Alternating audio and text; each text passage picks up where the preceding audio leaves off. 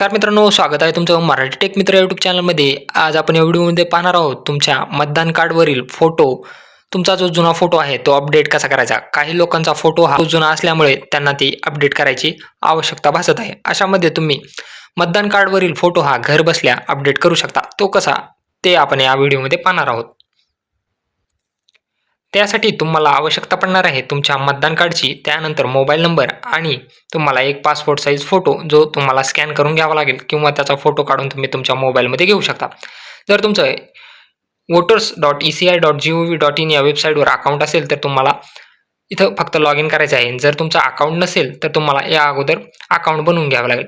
इथं आल्यानंतर तुमचा अकाउंट असल्यानंतर तुम्हाला तुमचा मोबाईल नंबर, पासवर्ड टाकून, कॅप्चा कोड टाकून रिक्वेस्ट OTPवर क्लिक करायचं आहे आणि लॉग इन करायचं आहे. जर अकाउंट नसेल तर साइन अपवर क्लिक करून तुमचा मोबाईल नंबर टाकायचा आहे, ईमेल ॲड्रेस टाकायचा आहे, कॅप्चा कोड टाकून कंटिन्यूवर क्लिक करायचं आहे. त्यानंतर तुमचं नाव, आडनाव आणि पासवर्ड विचारेल आणि तुमच्या मोबाईलवर एक OTP येईल. OTP व्हेरीफाय केल्यानंतर तुमचं अकाउंट क्रिएट होईल. आता आपलं या अगोदरच अकाउंट आहे. जर तुमचं अकाउंट नसेल तर तुम्ही डिस्क्रिप्शन बॉक्समधील व्हिडिओ पाहून तो अकाउंट बनवून घेऊ शकता. आता आपण लॉग इन करूयात. लॉग इनवर क्लिक केल्यानंतर तुम्हाला तुमचा रजिस्टर मोबाईल नंबर टाकावा लागेल, पासवर्ड टाकावा लागेल, कॅप्चा कोड टाकून सेंड OTPवर रिक्वेस्ट OTPवर क्लिक करावं लागेल. त्यानंतर तुमच्या रजिस्टर मोबाईल नंबरवर एक OTP येईल. तो OTP व्हेरीफाय करून घ्या आणि त्यानंतर तुमच्या अकाउंटमध्ये लॉग इन करून घ्या. लॉग इन झाल्यानंतर तुमच्यासमोर असा इंटरफेस तुम्हाला पाहायला मिळेल. इथून तुम्ही ई-पिक डाउनलोड करू शकता, म्हणजे तुमचं वोटर ID कार्ड डाउनलोड करू शकता. याआधी काही बदलाव केला असेल तर तो ट्रॅक करू शकता.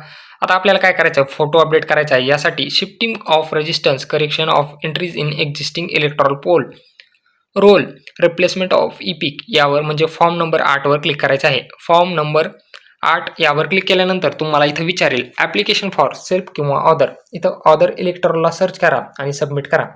त्यानंतर इथं तुमचा ई-पिक नंबर म्हणजे तुमचा जो काही वोटर ID कार्ड नंबर आहे TNT तो इतर तुम्हाला टाकून सबमिटवर क्लिक करायचा आहे.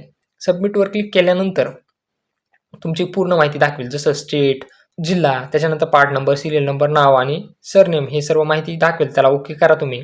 ओके केल्यानंतर आता तुम्हाला इथं विचारेल शिफ्टिंग ऑफ रेजिस्टन्स, म्हणजे जर तुम्हाला तुमचा ॲड्रेस चेंज करायचा असेल तर 1 नंबरचा ऑप्शन आहे. Correction of entries in existing electoral role, म्हणजे याच्यामध्ये काही करेक्शन करायचे असतील तर 2 नंबरचा ऑप्शन आहे. त्यानंतर issue of replacement EPIC without correction.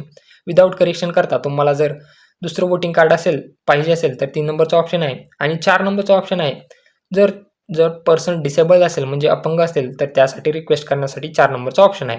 तर यामधील आपल्यासाठी ऑप्शन आहे correction of entries in existing electoral role. 2 नंबरचा ऑप्शन सिलेक्ट करा आणि ओके करा. यामध्ये आपल्याला फक्त फोटो अपडेट करायचा आहे म्हणून 2 नंबरचा ऑप्शन सिलेक्ट करून ओके करा.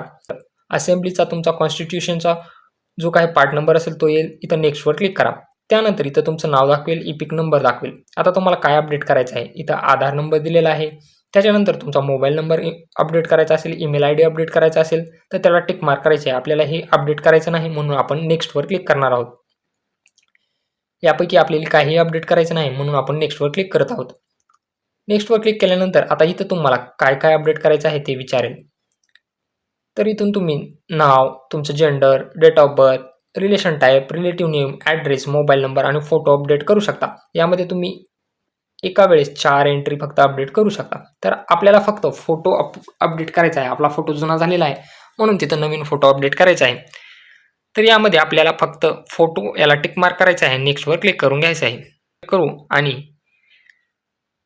खाली आल्यानंतर इथं तुम्हाला फोटोग्राफ जो आहे तो कलर फोटोग्राफ 4.5 सेंटीमीटर बाय 3.5 सेंटीमीटरचा असायला हवा, ज्याची साईज 2 MB असायला हवी आणि JPG तुम्ही अपलोड करू शकता. व्हाईट बॅकग्राऊंड असायला हवं त्याचं आणि 2 MB पेक्षा त्याची साईज जास्त असू नये. चूज फाईलवर क्लिक करून तो फोटो तुम्हाला सिलेक्ट करून घ्यायचा आहे. इथं तुम्हाला तुमचा फेस दाखवेल. इथून तुम्ही याला सेव्ह करायचं आहे. सेव्ह केल्यानंतर ह्युमन फेस डिटेक्टेड सक्सेसफुली याला ओके करा आणि नेक्स्टवर क्लिक करा. नेक्स्टवर क्लिक केल्यानंतर इथं प्लेसचं तुमच्या गावाचं नाव टाकायचं आहे. नेक्स्टवर क्लिक करायचं आहे. आता हा कॅप्चा कोड टाकून तुम्हाला प्रिव्ह्यू अँड सबमिटवर क्लिक करायचं आहे. तुमचा पूर्ण फॉर्म तुम्हाला एकदा प्रिव्ह्यू दाखवेल. त्यामध्ये काही दुरुस्ती करायची असेल तर दुरुस्ती करून घ्या. जर दुरुस्ती करायची नसेल तर तुम्हाला फायनल सबमिटवर क्लिक करायचं आहे. फायनल सबमिटवर क्लिक केल्यानंतर तुमच्या समोर एक ॲक्नॉलेजमेंट नंबर येईल. याला फायनल सबमिटला येस करा.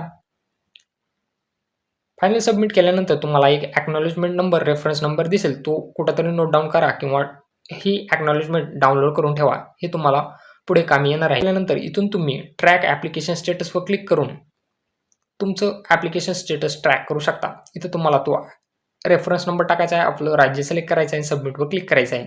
त्यानंतर तुमच्या अर्जाची स्थिती तुम्हाला दाखवणार आहे. हे अपडेट झाल्यानंतर इथं तुम्हाला करंट स्टेटसमध्ये अपडेटेड दाखवेल. त्यानंतर तुम्ही डाउनलोड ई-पिकवर क्लिक करायचं आहे. तुमचा रेफरन्स नंबर टाकायचा आहे, आपलं राज्य सिलेक्ट करायचं आहे किंवा ई-पिक नंबर टाकायचा आहे, राज्य सिलेक्ट करायचं आहे, सर्चवर क्लिक करायचं आहे. तुमचं अपडेट झालेलं मतदान कार्ड तुम्ही अशा प्रकारे इथून डाउनलोड करू शकता. तर अशा प्रकारे तुम्ही सिंपल 2-3 स्टेपमध्ये घर बसल्या तुमच्या जुन्या वोटर आय-डी कार्डवरील तुमचा फोटो अपडेट करू शकता. जर यामध्ये तुम्हाला काही अडचण येत असेल तर कमेंट बॉक्समध्ये नक्की विचारा.